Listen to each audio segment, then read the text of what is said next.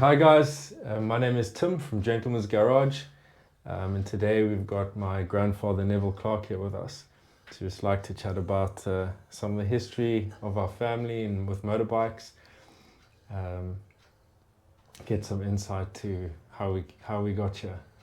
Okay, Grandpa, so how did you get into riding motorbikes and how did it all start? Well, it all started with Terry Bullen, who rode a motorbike when we were still early teenagers.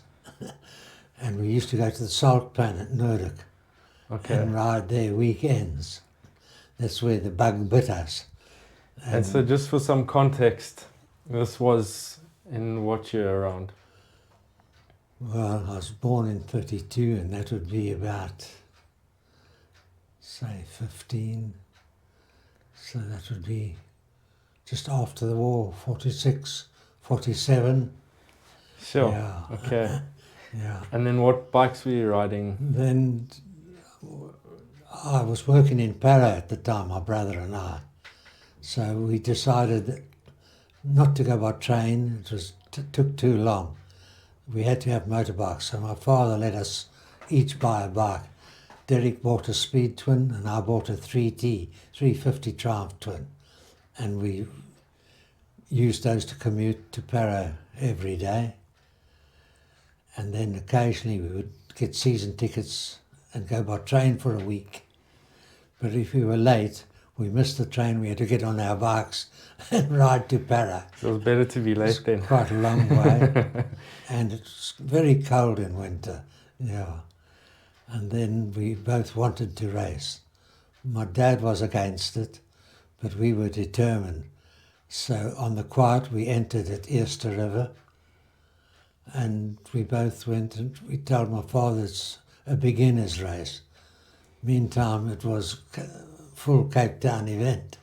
Proper regional. A regional race, yes. Yeah. And we actually did quite well.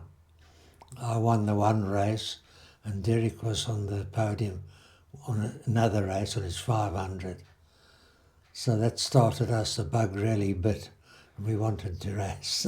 Yes, and then, so this was obviously before Killarney was even built. Yes. I think Killarney was built in 50. That's right. I think, if I'm not mistaken. Then I sold my 350 and I bought a 500 Tiger 100.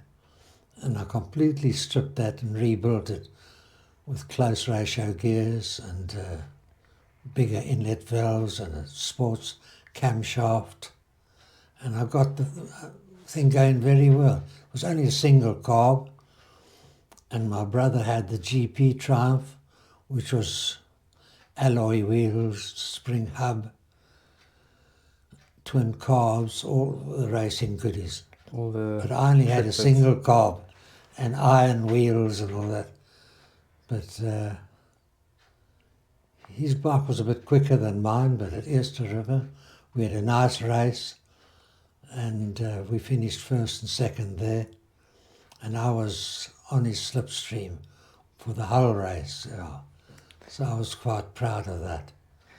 And so what tracks did you guys ride? Because it was only Easter River, Killarney, and one at Gunner Circle.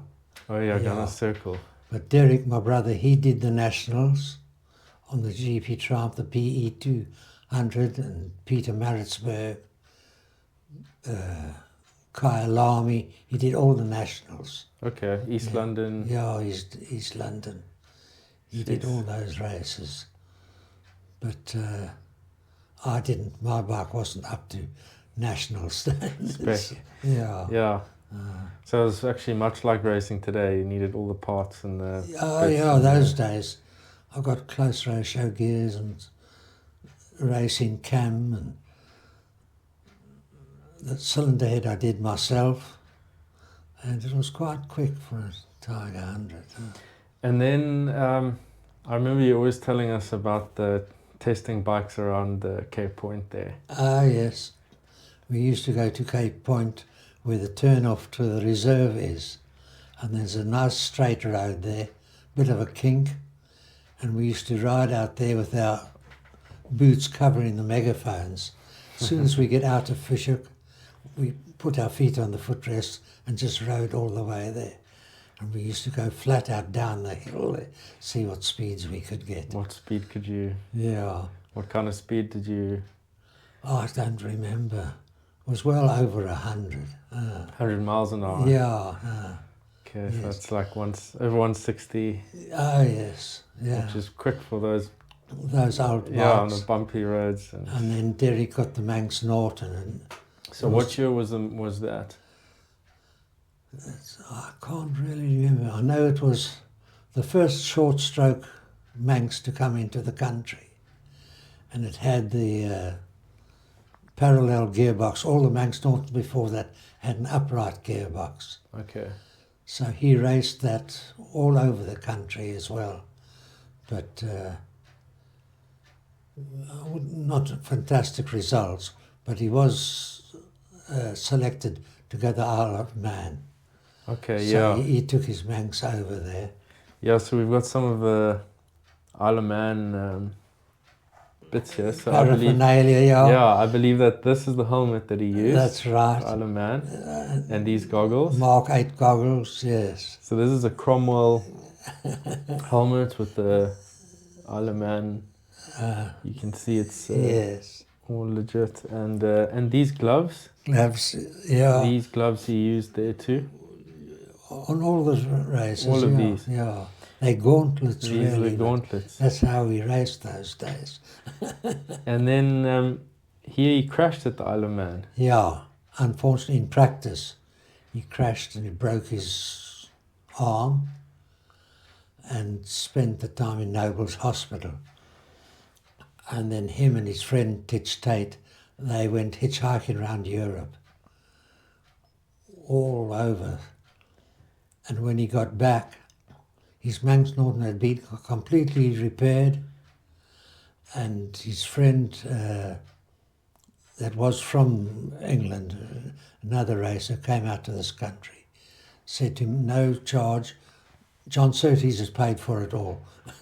John Surtees, he's a legend himself. Yes, and he's the only racer that's been world champion on 2 wheels and 4. And 4. That's something that'll also never happen again. Yeah, it's unlikely to ever happen again. Definitely, jeez. So Uncle D told me he crashed at Quarterbridge. Was it Quarterbridge? I can't remember. Yeah. So. But he obviously never knew the island that well, because it was only from practice. Yeah. And he thought it was another corner that he could take much faster. But it wasn't the right corner. Yeah, so that's... unfortunate, yeah. I can only imagine back then to send the bike over there to... That's right. Go into the unknown. Then when he came back, when his arm was all fixed, he was quicker on the Norton than before he went to the Isle of Man. Confidence. Yeah, but he lost interest really, and then he sold the bike. After that. Yeah, it's funny how when you race at a away track and you come back, you always faster. Yeah, that was then the Peter Marisburg track was the teacher. They all learned to ride well on that track. Peter Marisburg, that was the Roy Hesketh circuit. Yes, yeah. I never ever rode there, but Derek did. And our friend Alexander Greer, he bought the long stroke Manx Norton from Vic Proctor, and he rode with Derek up at Peter Marisburg. Yes, that's there's a lot of special motorbikes around those days. Yes. Who knows where they are and nowadays. The PE 200 was, of course, the jewel of South African racing then. And they still run that today? No, the PE 200. Well, they haven't for a few years. Haven't they? No, not that I know of. When I was racing, they still... Are they? Yeah, they still had it when I was racing. On the road circuit? No, just on... on the track. They had a road circuit. Oh, that was the road circuit? At Udenhagen. Okay. It was about 5 or 6 miles long, I should think. and Jeff Duke, George Anderson, Vic Proctor, they lapped it close on 100 miles an hour average speed. I wonder if there's any footage of this track from back then, because Yes. it's one of the street circuits I'm not too familiar with from those days. No, that was the blue ribbon of our racing, the PE 200. I never ever rode there, but Derek did. And George Anderson was the South African champion then. And then, of course, Beppo Castellani, he became the South African champion, and he was winning the 500 races. And then, who was it? Jeff Duke came over, and he was the quickest around there. Yeah, even at Killarney, Jeff Duke rode his Gilera 4-cylinder machine, and he beat all the local Manx Oh, that Nortons. Gilera, that's a factory race bike, though. Yeah, 4-cylinder. Jeez, the sound as well must have And been the amazing. 350 class was dominated by KTT Velocets. They were lovely, smooth bikes. Very good. Jeez. So what kind of power did the bikes push back those days, like the Well, Manx, Uncle D's? the Manx Norton produced about 48, 50 horsepower, and the 350s, I'm not sure, they must have been about 30, 35 horsepower. Yeah. Sure. So the Manx sort of in the weight, what kind of... Oh no, they weren't heavy. I don't know the exact weight, but everything was aluminium on them, the tank, the wheels. So they weren't heavy, they were quite agile bikes. I crashed once at Easter River. The whole top of the car when the slide came out. So I went into the corner flat out. Brake, back brake, front brake, hard as I could, and into the bushes. And were you hurt at all or not? No. Because the leathers you had were just, they're not like today's. Touch wood, I've never broken a bone in my body on a motorbike. Jeez, that's not something that people who've ridden for that long can say. And then there was Ray M came to the PE 200, and he was the fastest. He was, okay. Yeah. Yeah. We also had visits from Agostini. Who was the other one? John Cooper, Mike Hailwood. Hailwood. Yeah. Hailwood's got a lot of history here in Sea Point. His first visit to South Africa, I can remember, was at Easter River. Him and Jim Redman, both first time in Cape Town. And I remember you talking about Jim Redman's early racing days as well. He had a nickname of Granny Redman. So he wasn't very quick in the beginning, but he wasn't a granny. He turned out to be a world champion. Yeah, 8 times, I think. Yeah, something like 8 times, 4 Honda. Yeah, Jeez. he rode factory Hondas. Yeah, Honda 6. Even the 6-cylinder Hondas, yes. Oh, that's... No, he turned out to be a very good rider. And of course, Ray M was a factory Norton rider. And then there was Gary Hocking. Also, he rode factory MV4s. He was a Rhodesian rider, yeah. Jeez. Yeah, there's so much history from those days here. Unfortunately, never to be repeated again. No. The first PE 200, I remember, I was overjoyed because the triumphs were first, second and third, GP triumphs. They beat all the Manx Nortons, but they didn't have a good name, really, for reliability. Yeah. And handling. That spring hub wasn't a roaring success. Then I got married and stopped racing. But I've always had a road bike. I had an Aerial Red Hunter pre-war, 500 single with girder forks.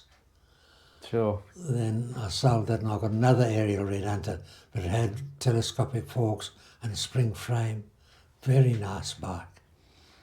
I remember as a kid, all the bikes in your workshop restoring all the triumphs. And Yeah, we've always been Triumph fanatics, because when we were at boarding school, one of the teachers had a Triumph Speed Twin, and the sound of this made us Triumph fans immediately, immediately. yeah.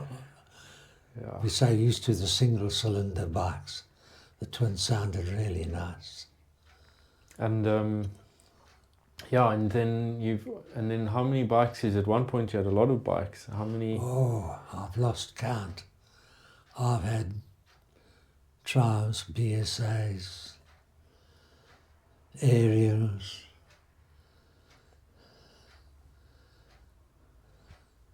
Moto Guzzi,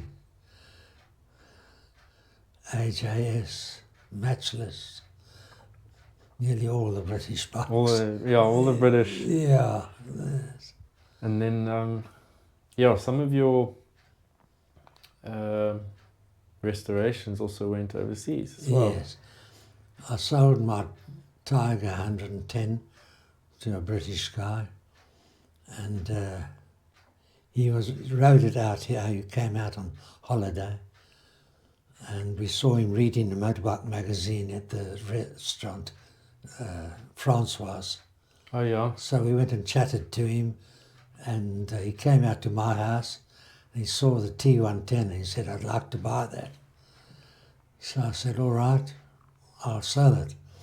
And that paid for our visit overseas, our holiday in England. We spent 3 months in England. Jeez. And then another friend from England who used to come out annually and ride with us, he fancied my Speed Twin, which I just restored. It was in pristine condition. So I sold that to him, and that also helped pay for our holiday.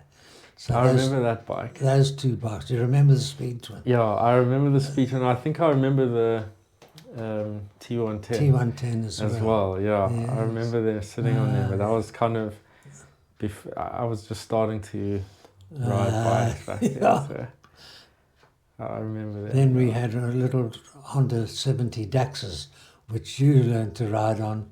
Yeah. And John and Robin, all the kids learned to ride on those things. Yeah, I wish those were still around, because They wonderful little bikes. I remember just 3-speed up down. I remember being a kid and No clutch. no You clutch. just get on and wind them. I remember that's how I got around at one point to my friends. And obviously things were a bit different then. We had no licenses and whatever, and we just go around the area to friends and get around and then also wanted to talk about the days on the farm, because you went. Yes. And I went to Rhodesia and I leased a farm for 3 years. So what year was this? This was 60. I'd have to work that out. If my wife was here, she'd know. But I now came back in 1974, and I'd spent 12 years in Zambia, so that takes me back to 62. 62. 3 years, 4 years actually in Rhodesia. I spent 1 year in my trade, 3 years farming. And then we saw an advertisement for Crown land in Zambia.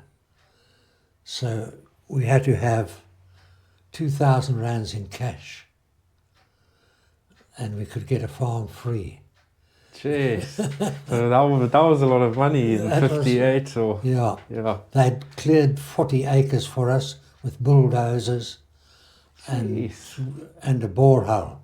And we had to build our houses, build the tobacco barns, buy all our tractors and ploughs, harrows, everything.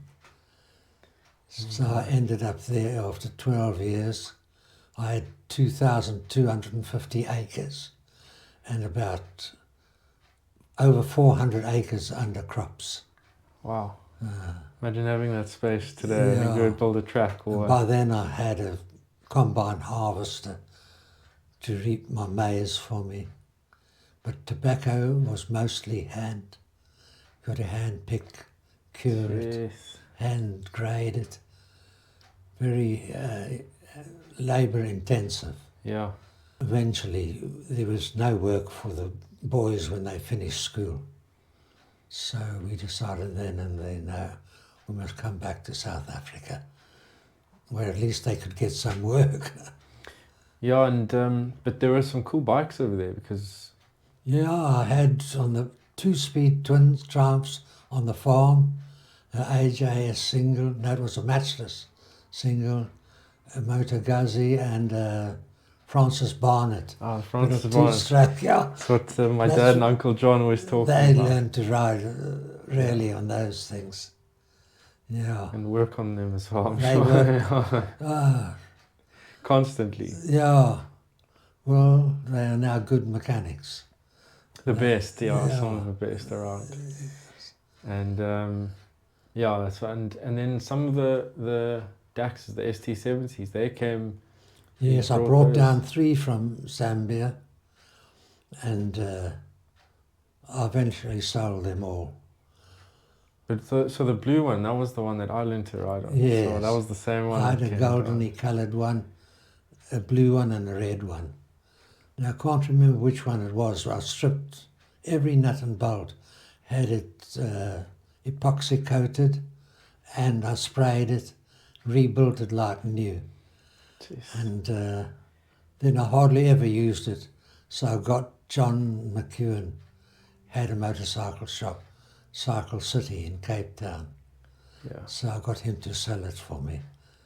I'm sorry I ever sold it. Yeah, those are They were good little those are bikes. classics. I really wish those were still around as well. Especially the blue one. It's Yes. got photos of all of myself, all of the yeah. cousins on the blue one, learning to ride. And I also remember around the same time there was a red step through.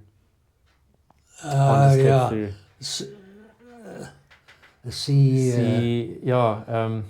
C110 was it? No. C70, I C, think. C15, I think it was called. But that was, I think, a 50cc step through. Step through, yeah. Yeah, Red with the white. that's right. Plastic legs. Yeah. I remember that as a kid being around as well. So do you learn to ride on that as well? I think we rode it once or twice, but Twice, it wasn't really. Yeah. It wasn't really what we rode. But then when Robin got married and produced you, I remember you bought a little Italian bike. What was it? A Cagiva Mito. Cagiva. Yeah, that was my first bike. That was your first bike. Yeah, my first proper of gears. But you used to tear around on that. Yeah, you taught me to ride. So you and my dad taught me how to ride fast on that bike. I remember following you guys on the Sunday mornings, and you. That's I remember you just said, "Follow me," and we went out. We always used to do the same ride we do now, Cape Point. Cape Point and all that. But I remember you took me out the Dudno Coast Road to bike over and back. Yes. And you said, we're going to stick to between this speed and that speed. I won't mention what speed that was. And we're not going to brake. You taught me the flow into the corners and how to carry speed into corners and that, To this day, I like keeping a constant speed. Yeah. You know, I don't like slowing down for corners. If you can take it at a reasonable speed, then I do it. It's funny because not many people are still riding at your age. No, that's right. Still riding and still able to go Vic quite Sawyer, fast. that's the guy I was thinking of.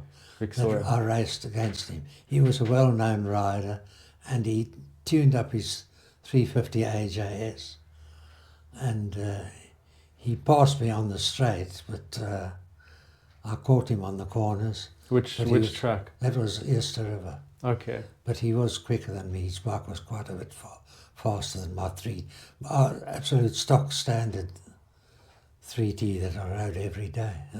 And did you guys ride Red Flay? No, never. Because that was also a road Was it? circuit, I think, yeah. Oh, no. And then Camps Bay Hill Climb, No, I used to spectate there, that's all. but you didn't ride. No, I didn't. Did they run bikes there? Yes. Did they? Vic Proctor was usually the fastest. He had an old Manx Norton Jeez, 500. 500, yeah, and So, none of the bikes were quick enough to beat him up there. trying to think of other street circuits. Gunner Circle, you said. Yes, that was very fast. I know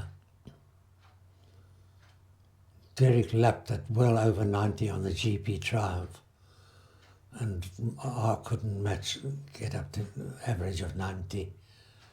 But an incident there on the starting line, we were all lined up. Vic Proctor had a brand new Vincent black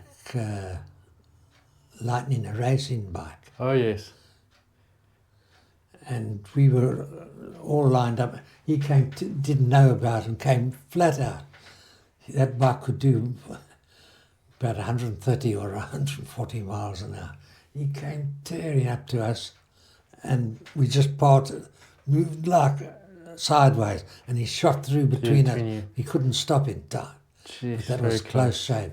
If he hit someone, it would have been a disaster. Yeah. Yes. But that only once on that track. It was quite nice.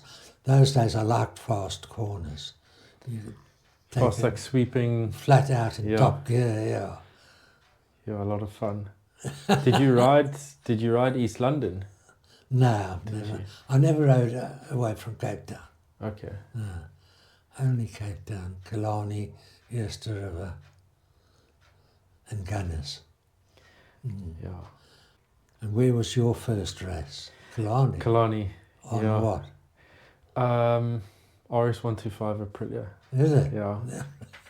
Yeah. And Was it on the short circuit or the long? it was what they called half main. So it's basically turn 2, then there's like an infield section, Yes. turn 3, and then it turns back on itself.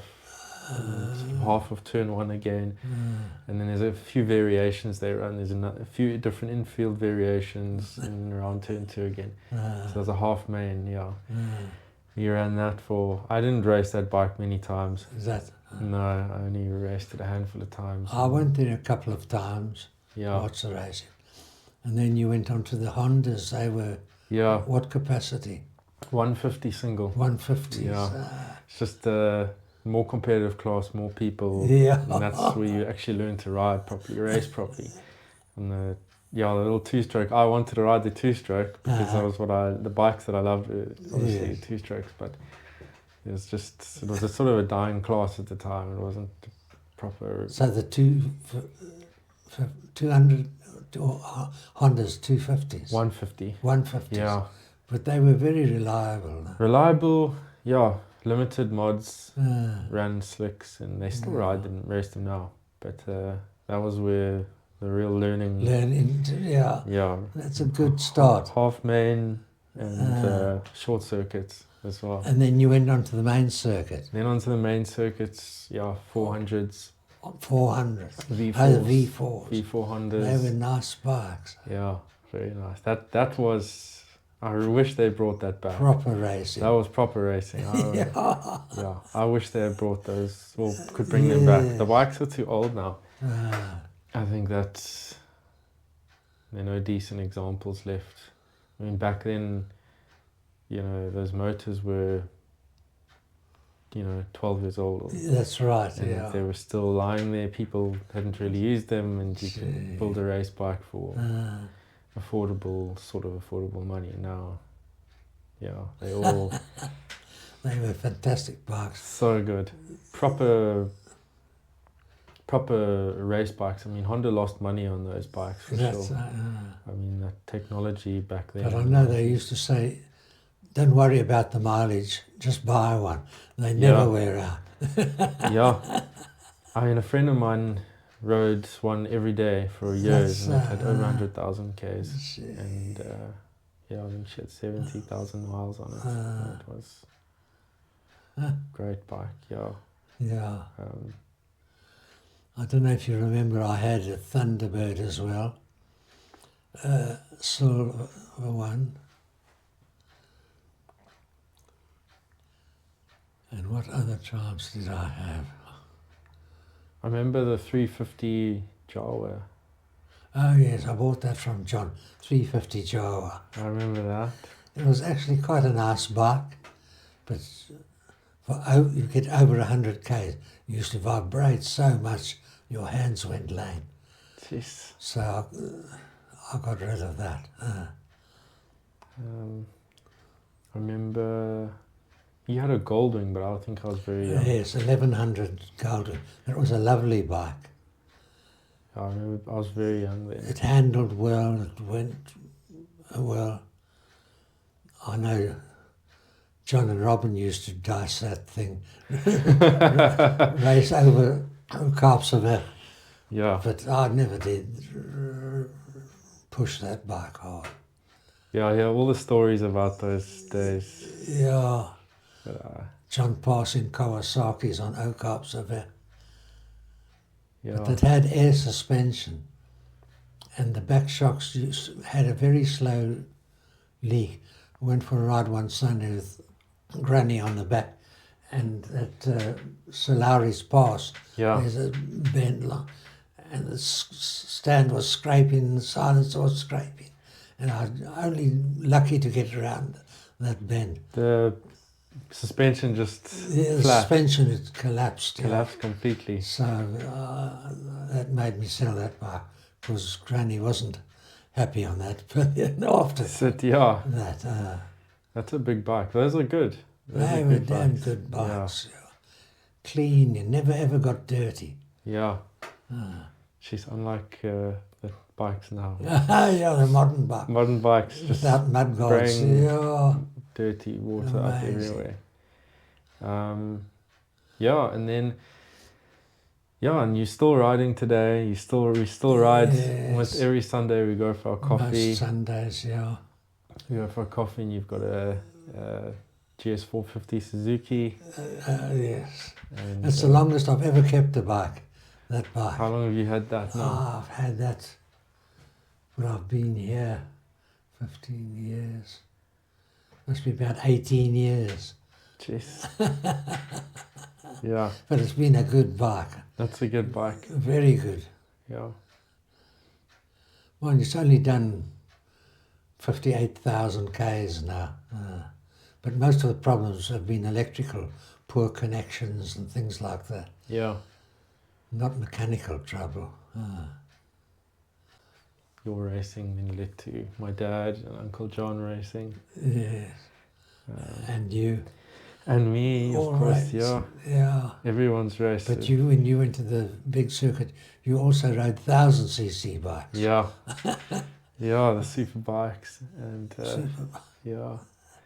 But I think although things have obviously moved on a lot with technology wise, but I think mainly it's still the same. Everything's really the same. Yes. And what it takes to do it is still the Yes.